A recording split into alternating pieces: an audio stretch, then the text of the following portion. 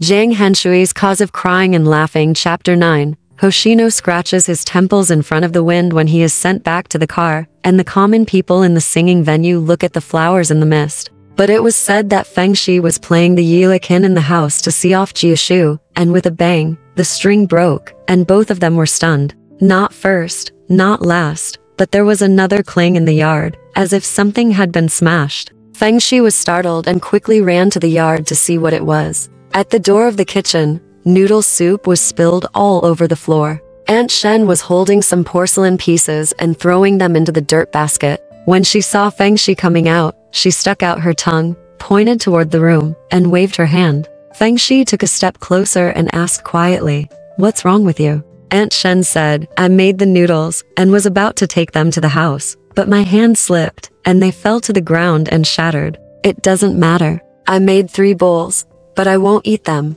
Bring 2 bowls in, and you can eat with him." Feng Shi also felt that this was too coincidental, and it was better not to let him know about it, regardless of whether it was a taboo in the family. Because he stood in the yard and said loudly, "I was scared again. He has nothing to do but throw broken flower pots for fun." Jiashu didn't pay attention to this matter and didn't ask whether it was true or not. After letting Feng Shi accompany me to eat noodles, it was already past 3 o'clock.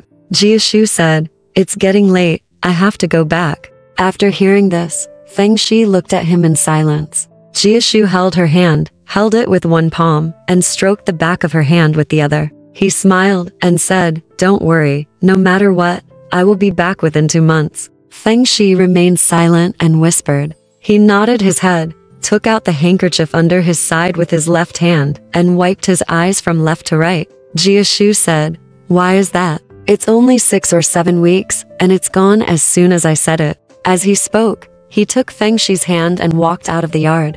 Aunt Shen also followed behind, pulling up her scarf and wiping it on her eyelids. The 3 of them walked out of the door silently. Jiashu turned around and said to Feng Shi, "I have finished what I have to say. You just need to remember one sentence carefully. Study hard." Feng Shi said, "Don't worry about this. I won't study all day long. I have nothing to do at home. What should I do?" Jiashu said to Aunt Shen again, "You don't need to give me any advice. Third uncle hasn't been back for a whole day. Just tell me what I said." Aunt Shen said, "Don't worry. He only needs to drink and smoke every day. It's nothing to worry about." Jiashu stood there for a long time facing Feng Shi, then shook her hand and said, "Let's go. Take care of yourself." After that, he turned around and left. Feng Shi stood still, leaning against the door, waiting for Jiashu to pass through several doors, and then shouted, "Remember, write me a letter when you get to Hangzhou." Jiashu turned around, nodded, and said, "You go in." Feng Shi and Aunt Shen just nodded and still stood. Jiashu walked out of the alley and couldn't see them when he looked back, so he hired a rickshaw to come to Tao's house. Bohe and his wife had bought many things and sent them to his room. There are 2 other glass boxes with brocade borders on the table. Looking from the outside of the glass, you can see that there is a red silk lining inside, with several ginseng strips blocked by red silk threads. Jiashu was about to ask why his cousin was spending so much money when he saw a small business card in a box. It was Helena. The business card still had words written with a purple ink pen, so I opened the box and picked up the business card. It read, "I heard that you returned to Hangzhou to check on your aunt's illness. It is auspicious and heavenly. Please take advantage of the medicine. I hereby send you 2 boxes of Guangdong ginseng. It's my aunt's birthday, and I can't bear to send her to you at the station in the evening." Jiashu read the business card and said to himself, "This is another unexpected thing. I heard that she does it every day. She was someone who slept until 1 or 2 o'clock. How did she know about these things? And she rushed to send gifts." From this point of view, she felt that the favor was very important. Helena called again. "I said on the phone that I couldn't make it in time for farewell, and I was really sorry, so I would come to the station to see him off in the evening." Speaking of which, it was still the 2 things written on the business card. Jiashu had nothing else to say, just thank you. The bus opened at around 8 o'clock, so Bohe urged him to have dinner in advance and ordered the waiter to put the luggage on the bus. Only then, Helena walked in with a smile, followed by the driver, carrying another bag. Mrs. Tao smiled and said, "Look, the second batch of gifts has arrived." Jiashu said, "I didn't dare to accept the generous gift before, so why did you send it again?" Lena said with a smile. I don't dare to accept this one.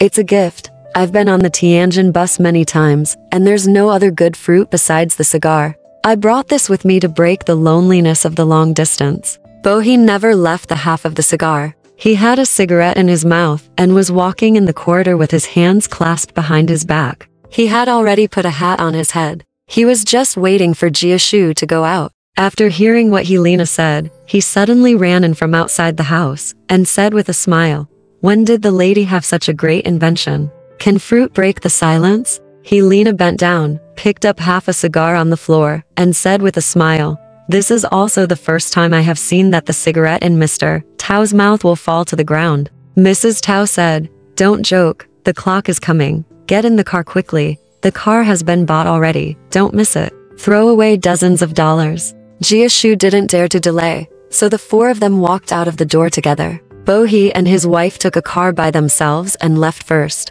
Jiashu sat in Helena's car and said, "What should I give you when I come back? You are too kind." Helena smiled and said, "Why do you say this too? I can't stand it. It's so shabby. Where is your house in Hangzhou? Please tell me so that I can write to my old aunt." Jiashu said, "I will tell you in the letter when I get to Hangzhou. Please tell me where to send your message." Helena said, "What if you don't write a letter?" Lena said, "I don't want to ask them." After saying that, she took out a small diary from her handbag and took off the fountain pen from her clothes. Then she smiled at Jiashu and said, "You think about it first. What's the best place to communicate?" Jiashu said, "Friends. What's the big deal?" So he told her the location of his home. Helena arched her thighs and shrunk her short cheongsam, exposing a pair of knees tightly covered with yellow stockings. I put the diary on my knees and wrote slowly, word by word. After finishing writing, he put the fountain pen in the holder, lit it and read it again, and asked Jiashu with a smile, "Is that right?" Jiashu said, "There is no mistake in writing these words. You are too cautious." Helena smiled and said, "You don't criticize me for being ridiculous, but you criticize me for being too cautious. This is something I didn't expect." As he spoke, he put the fountain pen and diary together in a small leather bag, and then said to Jiashu, "Don't tell them this, let them wonder."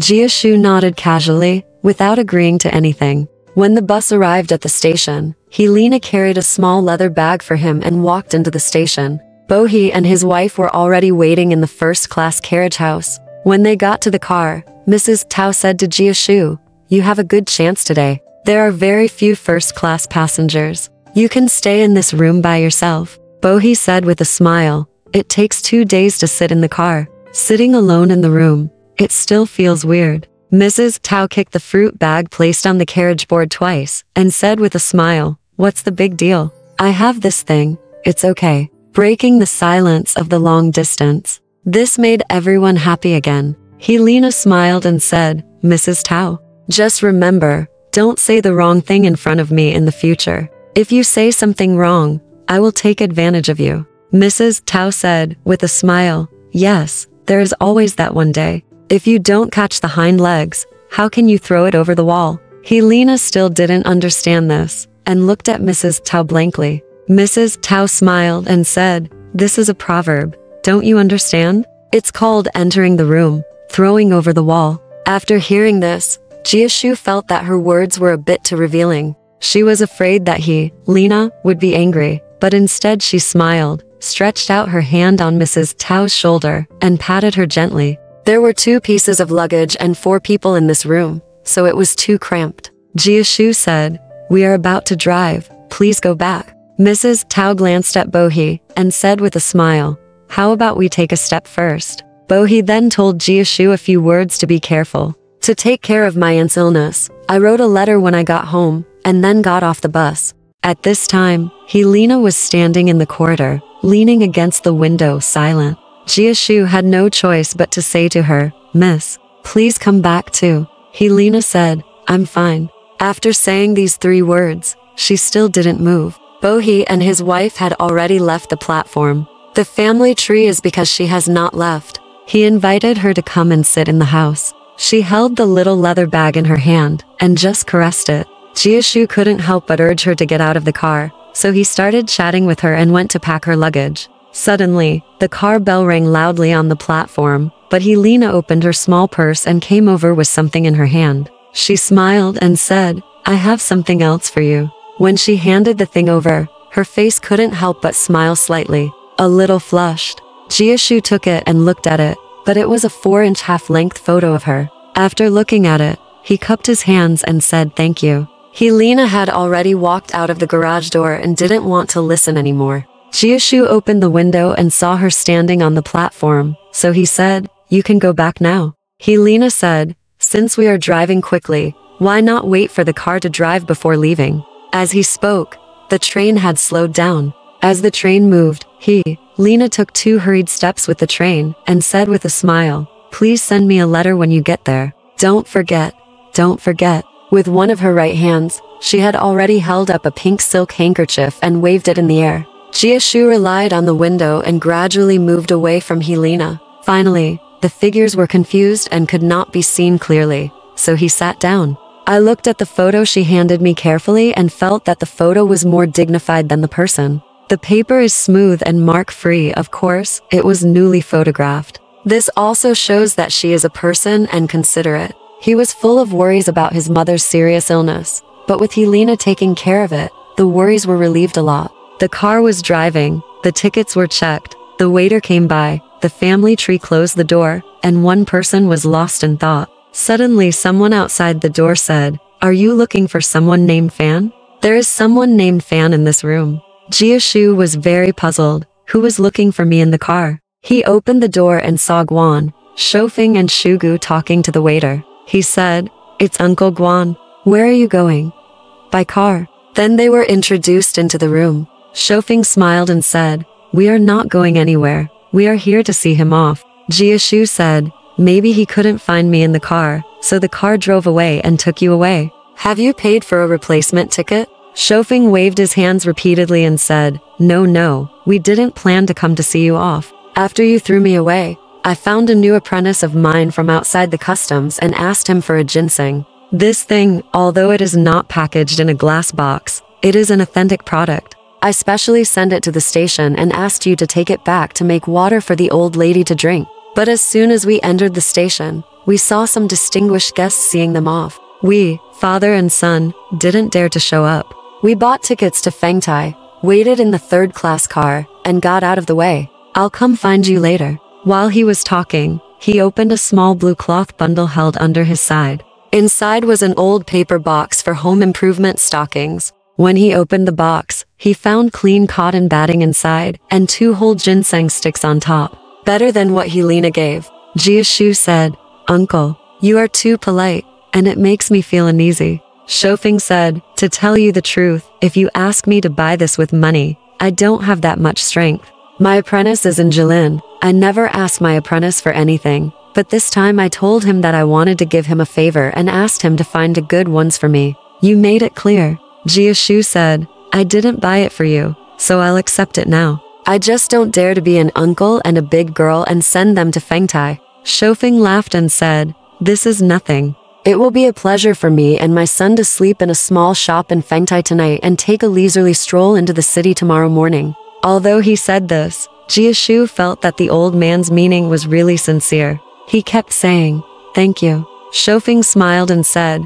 "This little thing requires a lot of gratitude. Then I, Guan Laoshu, don't know how much I should be grateful to others throughout my life." Jiashu said, "Uncle is just here to take down the house. Why don't we let the eldest girl go out for a small trip too?" Shugu didn't say a word since they met. Then she smiled at Jiashu. Shofeng said, "Brother, we don't have to be polite." As they were talking, the train was about to arrive in Fengtai, and Shofeng said again, "You said during the day that you had something to do with your father-in-law, that you wanted me to take care of. I see that you wanted to say it, but were afraid to say it, so you didn't say it. Just tell me, what's going on?" Jiashu paused, then smiled again. Shofeng said, "What do you mean? Just say, I can do it, and I agree in person, so that you can rest assured. If you can't do it, I will. Just say it, and we may have a discussion." Jiashu lowered his head and thought for a moment, then smiled and said, "It's really not that big of a deal.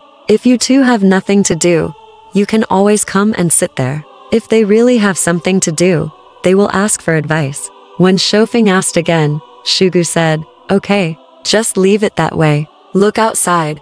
We have arrived in Fengtai. When everyone looked inside and outside, rows of electric lights moved towards the back of the car in midair. Under the lights, the platform was visible. Shofeng said goodbye and got off the car. Jiashu also left the garage. Sent to the door of the car. They saw the father and daughter standing in the open air, under the electric light. The evening breeze was blowing the corners of their clothes. They didn't know. The night was cold, and they looked at the old man Shofeng blankly. But they raised a hand and kept grabbing the short hair beside their ears. They stood blankly facing each other for a while.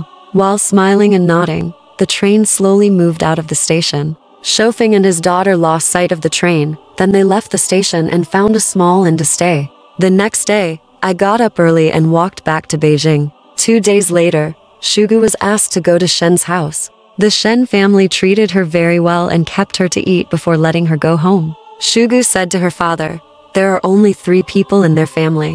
One uncle does not come home all day long. At home there are just my mother and son. You see, the girl goes to school and my mother works at home. Life goes smoothly. Yeah, it's probably okay. Shofeng heard that there were only 2 of them at home, so it would be inconvenient to go there. After a week, let Shugu go visit them once. Later, I received a reply from Jiashu from Hangzhou, saying that my mother was not seriously ill and that she would go north after taking care of some things at home. When Shofeng heard this, he thought that taking care of the Shen family was no longer important. One day, Shugu came back from the Shen family again and said to Shofeng, guess who is Miss Shen's uncle? We met today. Look at how old he is, and he doesn't speak human words. Shofeng said, what kind of person do you think he is? Shugu snorted and said, I know him after he was burned to ashes. Isn't it Shen Sangshuan who sang drums on the bridge? Feng said, no way. Will Mr.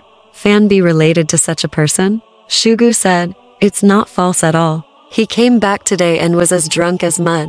He didn't know that I was in their girl's room. He scolded him as soon as he entered the house. He said, Fan is too ignorant. My mother is rich and my daughter is rich. Why don't we give him some money? Let's give him some. It's such a cheap thing. His family is in the south. You know what's going on in his family? Maybe our girl will give him a 2nd and 3rd bedroom. Otherwise, he will find a wife who can play drums. In that case, what about us? I have to sell it for a fortune. I, Shen Sangshuan, have been around for half my life and have found a rich master. Shouldn't I make a few bucks? After hearing this, the mother and daughter were so anxious that they both ran away. I went out and said that I had a guest. What do you think he said? What does it mean to be hungry? She also wants to eat, so we don't offend her. Shofeng was holding 3 small white copper balls in his hand, moving them around for fun. After hearing this, the 3 copper balls jingled, and jingled in his right palm. He held a big fist in his left hand and raised it. He glared at Shugu and said, don't hit me, kid. Shugu said with a smile, why are you so angry with me? I didn't curse anyone. Shofeng then raised his fist. The hand that only raised a fist slowly lowered it, because he asked, what else did he say afterward? At that time I said goodbye and came back. I think this girl must be a drummer. There are 3 stringed uekins hanging in her house. After Shofeng heard this, he held his head high and just thought. The 3 white copper balls in his hand were spinning busier and louder. He said to himself, I know Mr. Fan, but I don't know about poverty, wealth, or wealth. But you shouldn't go to the doggo book to find someone. Besides, this is Shen Sangshuan's virtuous niece. Isn't this girl beautiful? Shugu said, she is very lively and smart. When she puts on the clothes of a female student, I really don't think she is here. Yes. Shofeng nodded and said, that's right. Even if Mr. Fan picked up such a luminous pearl in the grass nest, no wonder he kept asking me to take care of it. He was probably afraid that something would go wrong, so he kept holding it. I'm embarrassed to say it. If that's the case, I'll go find Shen Sangshuan and teach him a lesson tomorrow. They are relatives, and your words are not polite, and you have offended the person named Shen. The person named Fan may not say anything good about you. He has not done anything to offend the person named Fan, but you should be harsh with your words. Just pretend that I didn't tell you, and it was over. Although Shofeng thought his daughter's words were good, he still felt very uncomfortable in his heart. After a day of boredom, Shofeng couldn't stand it any longer. After lunch on the second day, he took some change with him and went up to the overpass without telling Shugu. I walked around the open streets for a week and looked around the reed tents where drums were played, but Shen Sangshuan was nowhere to be seen. I wonder when will this be found? Then I walked to the Tian Yixuan tea house where the martial arts club used to drink water. As soon as he entered the door, the waiter called out, "Uncle Guan, we are short-sighted. What happened today?" Shofeng said, "I came to the overpass to see someone for something. I stopped by to see my friends." Behind him were some young people practicing tricks. They all threw the guy away, crowded out, sat around him on a table, handed him cigarettes, poured tea. They were too busy. Some said, "It's rare for me to come here. Can you show us your skills today?" Shofeng said, "No, I want to find someone today. If I can't find this person, everything I do will be boring. Everyone knows that if you have a bad temper, ask him who he is looking for." Shofeng said he was looking for Shen Sangshuan. If anyone knows, he will say, "Uncle, why would you, a good person like you, go to such a bastard?" I came to him just because he was not an adult. Where to find him? Shofeng said it was the Dagu bookstore. The man smiled and said, "Shen Sangshuan is no longer the same as before. He no longer relies on selling his skills. However, he often falls in love with Luozi Guan to find friends. If you want to find him, you might as well go to Luozi Guan and have a look." After Shofeng heard this, he immediately stood up and said to everyone, "We will meet another day." After saying that, he walked out. Someone said, "Don't be busy. Do you know which one to go to? I met him twice at the entrance of Kunal. You can go there and give it a try." Shofeng had already walked a long way, so he nodded. Not far away, he found Kunal Library. Standing at the door, he was stunned, not knowing what to do. Although I have spent many days wandering around Tianqiao, I have never entered the Dagu library. Today, for the sake of others, I have to break this rule. How to deal with it when you go in. Don't make people laugh. While he was hesitating, he saw two young men in silk clothes, all smelling of fragrance, pushing in. I thought there was someone who was showing off, so I followed him in. As soon as the door was pushed open, there was a sound of strings and drums reaching my ears. Facing it is a board wall with some green paint painted on it, which serves as a screen. Turning around the screen, I saw a small wooden platform in the front, with a table in the middle. A man playing the three-stringed lute and two men playing the huqin sat around it. There is a small drum stand on the right, and a teenage girl with oily hair and pink face, wearing a silk dress, stands there playing the drum board and singing. The hand holding the drumstick moved up and down, and it was obvious that he was wearing a watch and 2 gold rings. There are 2 rows of benches on the left and right behind the stage, large and small, fat and thin, and there are 7 or 8 women sitting there, all dressed like flowers and butterflies. When Shofeng saw it, he felt a little displeased. When he was about to turn around and go out, there was a man in a gray cloth gown. He held a teapot in one hand and a teacup in the other. He put it on the table in front of him, rolled his eyes with Shofeng and said, "How about just sitting here?" Shofeng thought to himself, I thought, this guy didn't look like I was spending money, so I rolled my eyes and snorted at him. When Shofeng sat down and took a look, he saw that this was a large open hall, surrounded by wooden boards on all sides, with 2 long tables in the middle, more than 2 feet long, placed upright. Under the table, there is a long bench on one side. Against the wall, there are several small tables lined up across the stage. There were only about a dozen people listening to books at each table, and they were all dressed in gorgeous clothes. The place where he sat was in the middle of the long table. Sitting next to him was a black man in military uniform. His hat and a thin bamboo whip were placed on the table. One leg was propped up on the stool, revealing his long black waist. Here comes the big shiny riding boots. He held half a cigarette in his fingers and did not take a puff, but just looked towards the stage and kept shouting hello. After the woman on the stage finished singing, there was another man in a gray cloth gown, holding a small rattan dustpan in his hand, asking for money from everyone. When Shofeng looked at it, some people threw a few copper coins, and some threw 1 or 2 copper coins. Shofeng thought, this is not so rich, just because I, Guan, can't afford it. When the money collector came to the door, he stretched out his hand and threw 20 copper coins into the dustpan. The person who collected the money didn't even smile and turned around. Just then, a black pockmarked man walked in, wearing a silk gown, gauze mandarin jacket, and a Panama hat. As soon as he entered the door, the girls on the stage and the waiters in the audience all looked at him. The man who delivered the teapot earlier bowed deeply from a distance, and said with a smile, "Second master, have you just arrived?" Sitting on a chair next to a small table, he nodded with a smile, and said, "Second master, sit here. Can I make you a pot of longjing? The weather is hot, and something lighter will help relieve the internal heat." He didn't care, just nodded his head a little, handed the hat to the man, and sat down on the chair. Two thick arms bent towards the table, and a pair of naked eyes looked at the girls on the stage and smiled. Shofeng saw this, and just sneered in his heart. "Originally, I couldn't find Shen Sangshuan here, so I was planning to leave. But now I saw this second master coming in. He looked so majestic, so I really wanted to take a look. So I sat and drank 2 more cups of tea and paid twice." At this time, there was a short, fat man, the sleeves of a blue cloth coat reaching up to his fingers, quietly walked up to the soldier sitting next to him, and stretched out a long folding fan from the sleeve hole of the coat.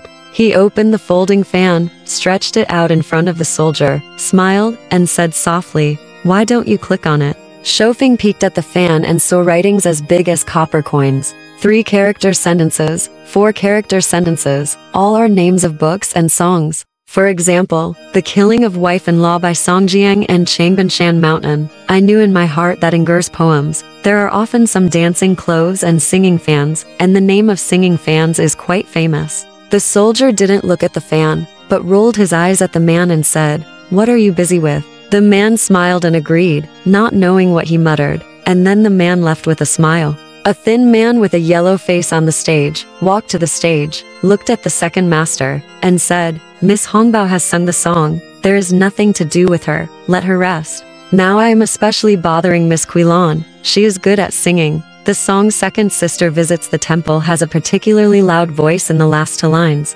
After he finished speaking, he stepped back, and there was a girl of 18 or 19 years old standing at the stage. She was quite pretty, with a pair of watery eyes, rolling her eyes and looking around at people. She took the drum strips and played a set of military drums and bugles along with the 3-string huqin, and then she started singing. After the song was finished, the cashier collected the money as usual. When he received it in front of the second master, he took out a piece of foreign money and threw it into the rattan dustpan with a clang. When Shofeng saw him, he realized that no wonder they welcomed him like this. He was a big spender. The cashier smiled and said, "Second master, please order a few more, and let Qilan continue singing." Second master nodded.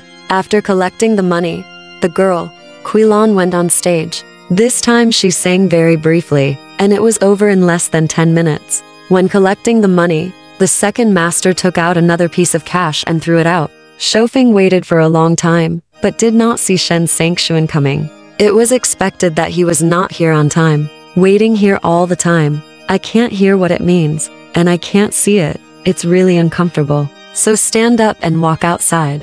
I saw such an old man in the bookstore. He sat down as soon as he came in, stood up and left. They didn't know what he did, but they all looked at him. Shofeng didn't care at all and just went his way. After not walking far, he met a friend who was playing tricks, and he asked, "Uncle, have you found Shen Sangshuan?" Shofeng said, "Forget it. I sat in the group music hall for a long time and I'm really angry. Just stay there. Do you know if you can come? Go look for it somewhere else. It will make this bad old man like me have an extra look." The man said, "Didn't you find it? Look, isn't that following his finger? I saw Shen Sangshuan holding a short stick in his hand, with a bird standing on the stick, shaking its arms." He walked over slowly, without taking a step. When Shofeng saw it, he felt angry and hummed, "Look at you, you have only had enough food for 3 days, and you only care about playing like a bird." Welcoming him, the man from afar shouted, "Hey, Shen Sangshuan." You started shaking. It turned out that Guan Shofeng was very famous when he was practicing the moves in the Tiankyo tea house. Shen Sangshuan also played the string at the entrance of the tea house, so he knew Shofeng, so he gave him a drink and was very unhappy. But knowing that this old man has some strength, I dare not mess with him. He squatted down from a distance, and said with a smile, "Uncle, hello, let's just see each other." Seeing his politeness, Shoufeng softened half of his heart, because he said, "What good do I have? Now you have found a relative who is an official. You can do it." Shen Sangshuan smiled and said, "How come you know it? We haven't talked for a long time. Let's find a place to have a drink. How about a pot?" Shoufeng rolled his eyes and looked at him, and said, "What? Do you want to invite me for a drink or tea?" Shen Sangshuan said, "Since I'm inviting you to drink, of course. I'd love to have a few drinks, but if you invite me, if two drunkards come together, people will suspect that I'm drinking with you. There are horse runners to the south. Let's go there for a bowl of water and watch them run around." When Shen Sangshuan saw Shoufeng pouting his beard and talking, he didn't dare to disobey him. Passing 2 street stalls, there was a tented tea house along the road, which was full of people. There is a wide ditch outside the road. In the sunlight, dust is rising, and several people are galloping back and forth on horses. Over there in the ditch, a large group of children followed the passing horses and shouted together for a while. Shen Sangshuan thought to himself, "What's the point of this?" But looking at Shoufeng's smiling face, he seemed very happy. I had no choice but to sit on a seat facing outwards from the door in a small tea house nearby. While drinking tea, Shen Sangshuan slowly asked, "Uncle, how did you know that I had a good relationship with you?" Shoufeng said, "How come you didn't know? My daughter has been to your house several times." Shen Sangshuan said, "Haha. They always said that a girl from the Guan family came to visit. I asked who it was, and it turned out to be your eldest girl. I didn't know at all. Don't be surprised." Shoufeng said, "Who cares about this? I'll tell you the truth. I came to the overpass today just to see you. I heard that you thought Fan didn't give you any money, so you had to make trouble. If you didn't know, don't act recklessly." Before the man named Fan left, he asked me to take care of his family affairs. "If you want to act recklessly, I won't be easy to mess with." Shen Sangshuan accepted this immediately. Wudian Guy didn't know what he meant by saying this, so he smiled and said, "Without it, I couldn't live day by day in the past, and I wished I had to eat. Now I don't have to worry about food, drink, and clothing. Not all of them are named Fan. What's the benefit? How could I do anything wrong? Don't you want to have a full meal?" He poured tea for Shoufeng and kept complimenting him. As soon as Shoufeng asked him to be careful with him, he would not be angry at first. In addition, what he said was reasonable and not forced, so the anger disappeared. Yin said, "I hope you know, I am a friend surnamed Fan. Why do I need to worry about your relatives?" Shen Sangshuan said, "That's okay. You are just a righteous old man. If you don't know someone, when you see him being wronged, you have to fight for it, let alone your friend." While he was talking, he saw 2 people riding saddleless horses in the ditch. Their 8 hooves were kicking the loose soil in the ground, flying upward like thick smoke from a chimney. The horse was in the floating smoke, its body floating on it, flying past. Shoufeng only stared at the 2 horses in trance. He didn't hear anything Shen Sangshuan said. When Shen Sangshuan saw that, Shoufeng ignored the matter. He didn't say anything. When Shoufeng was fascinated, he said, "Uncle, I have something to do, and I can't accompany you. Can you take a step first?" Shoufeng said, "Uncle, please do as you please." Shen Sangshuan was eager for this, and after finishing the tea, he quietly left the tea house. Shen Sangshuan held a stick in his hand and held up a little bird. He just lowered his head and thought, "This old man's igniting temper can be said and done. I don't know why he came to see me. Fortunately, I was able to blur him away with a few words. Otherwise, you will get beaten today." Just as he was thinking of this, the little bird on the stick fluttered toward his face. He was suddenly surprised. When he looked closely, he saw that it was a friend who had been in the same scene before. The man first laughed and said, "Brother Shen San, I heard that you have a good relative now, and you are shaking. Why don't you always see me?" Shen Sangshuan said with a smile, "You said that I was shaking. Look at you. The clothes are wider than mine." The man who came was wearing a silk gown, gauze mandarin jacket, and holding a foot-long sandalwood folding fan. He didn't look like a bookstore person. The man said, "It's rare to meet old friends. Let's find a place to talk, okay?" Shen Sangshuan said yes, so the 2 found a tavern, went to eat, drink, and talk. The 2 of them didn't talk about it, but once they talked, a big change took place in the Shen family affairs. If you know what we are talking about, we will explain it next time. Alright, this part of the story ends here. Want to know what happened next? Let's listen to the breakdown next time.